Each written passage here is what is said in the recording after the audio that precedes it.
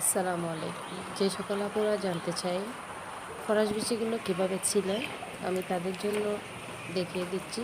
এগুলো ছিল খুবই ইজি, 2 আঙ্গুলের মাথায় চাপ দিলে হয়ে যায়।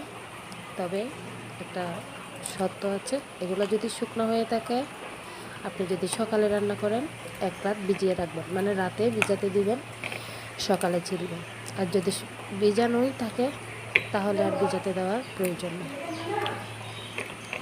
খুব ইজিলি এগুলো ছেলা যায়। অনেকে হয়তো চট্টগ্রামে এগুলার সাথে আমরা সবাই পরিচিত, কিন্তু বাইরের অনেকে এগুলা চেনে না বা কীভাবে পরিষ্কার করে জানে না, তাদের জন্য দেখিয়ে দিলাম। হয়তো ছিলার পর এর অবস্থা, এগুলা গুণাগুণ সম্পর্কে হয়তো অনেকে জানেন না, তবে এগুলা নিয়ে রিসার্চ করলে জানতে পারবেন। আর এগুলা শুটকি মাছ